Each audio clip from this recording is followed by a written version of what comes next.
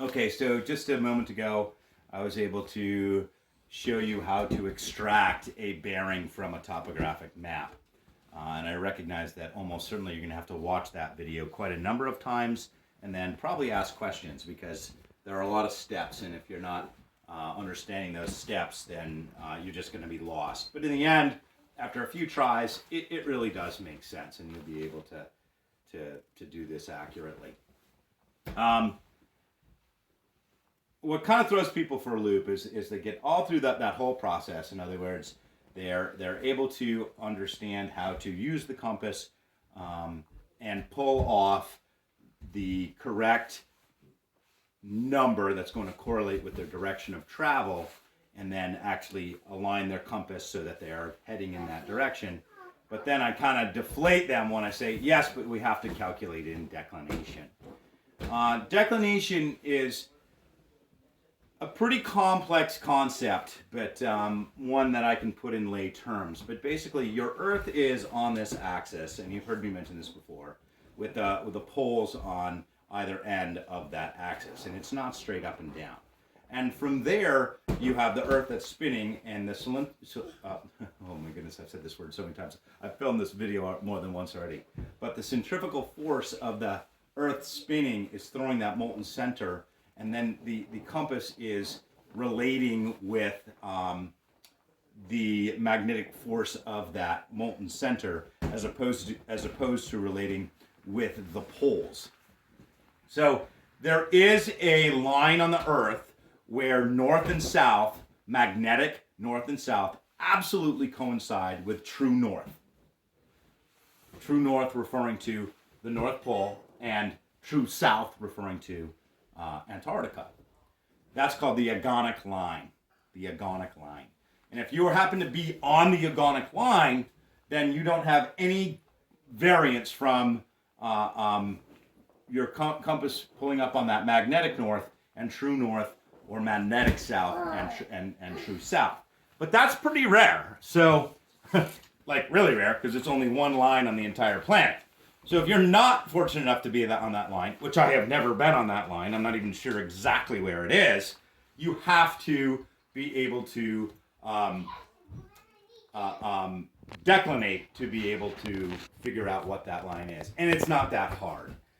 For one option is some compasses have an automatic declination, which is on the compass here. I use a key that offsets north. Remember, everything on the compass is based off north.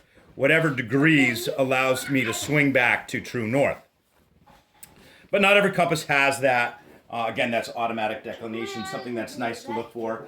It's automatic in the sense that you have to set that declination and know what the numerical variance is in that given landscape before you get there. But that's pretty nice if you're in a panic mode, etc. Okay, so how do we get that number, and where do we find it, and how do we use it if we don't have automatic declination? Well, on the top of map, somewhere on the map, you're going to have a symbol that looks like this. And that symbol is showing you magnetic north, that's what the MN stands for. And then it's showing you grid north, that's the north that coincides with the grid of the map. And then true north. But then it also gives you this degree here, which says 16 and a half.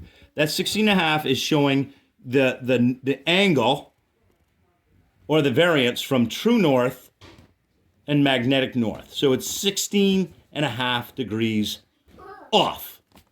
So how do we swing that back? Well, there's a bunch of different acronyms and little sayings that will help you. One is left add, right subtract, or LARS, as in the Norwegian name L-A-R-S.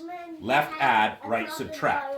So depending on which way you are going from true north, in this case, we are going to the right of that magnetic north, so we are subtracting, or it's east is least and west is best. So in the easterly United States, we are going to subtract from our bearing. So in this case, you're subtracting 16.5 degrees from your magnetic bearing that you pulled off of this map.